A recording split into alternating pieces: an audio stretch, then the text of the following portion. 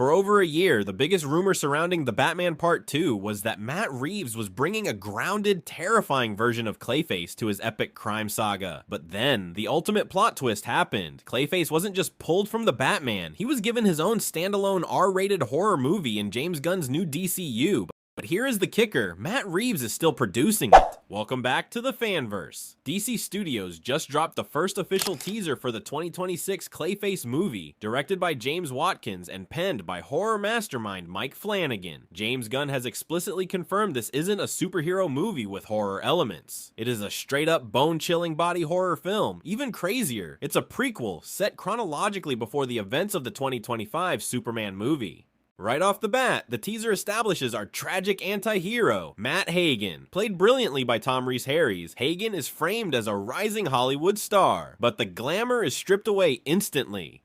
We see a brutal, visceral sequence where Hagen is tied up and his face is completely mutilated with a knife. This violent, inciting incident feels incredibly grounded, echoing the gritty, street-level crime we saw in The Batman. Desperate to get his face and his life back, Hagen turns to experimental science. Enter Dr. Caitlin Bates, played by Naomi Ackie. Now, comic readers know that in the lore, Hagen's powers usually come from radioactive protoplasm, but here we are seeing a direct injection of smart skin or a nanocell serum. There is a massive theory floating around that Dr. Bates might actually be secretly funded by Roland Daggett, the corrupt businessman from Batman, the animated series, or even a young Hugo Strange. She manipulates a traumatized Hagen into becoming test subject 0. The real horror kicks in during the second half of the teaser. Hagen goes to a public premiere, seemingly cured, but the camera lingers on his jawline. His skin begins to slacken, drooping like melting wax under the flashbulbs of the paparazzi. He runs into an alley, and we get a beautiful, incredibly dark Snyder-esque shot of him looking into a shattered mirror. His face is literally sliding off his skull. But he doesn't just melt. The teaser gives us one massive confirmation that they are not stripping away his powers for realism. In a brilliant shadow play sequence, we see Hagen hunting down the thugs who disfigured him. As his shadow stretches against the brick wall, his right arm morphs, expanding into a massive spiked mace. The DCU is giving us the full shape-shifting powerhouse, heavily inspired by the absolute GOAT of Batman adaptations, Batman, the animated series. To understand where Mike Flanagan and James Watkins are taking this character, we have to open up the visual archive and look at the evolution of Gotham's most tragic monster. You weren't even supposed to be in here, Carl. Why sign up with Joker? The role of a lifetime! The original Clayface was Basil Karlo. He had no superpowers whatsoever. He was just a washed-up actor who went insane when his classic horror movie was being remade without him. He wore a simple clay mask and went on a slasher-style killing spree. It was pure 1940s noir. Years later, in 1961, the monstrous character was rebooted and given another identity, that of the shape-shifting Matt Hagen. Great thing about being a shapeshifter.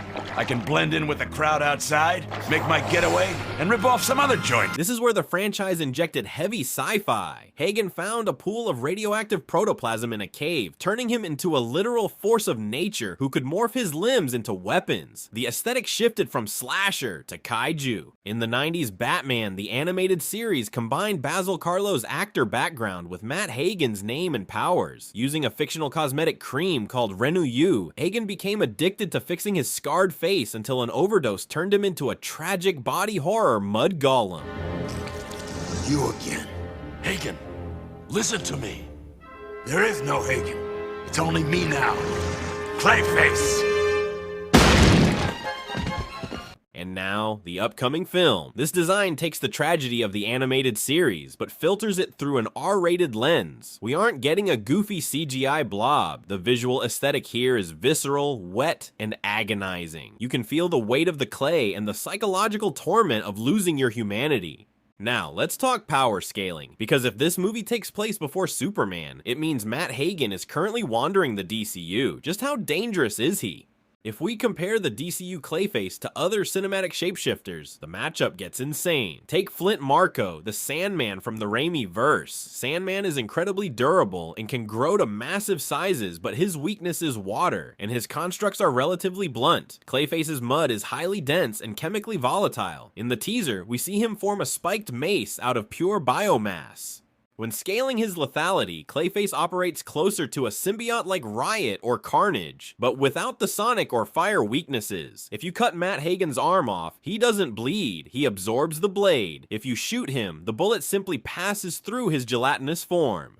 This brings us to the ultimate question: how does a street-level, martial arts-focused DCU Batman ever defeat a monster that ignores physical damage? In the comics, Batman often has to rely on extreme freezing technology, cue Mr. Freeze, or specialized chemical solvents just to slow Clayface down.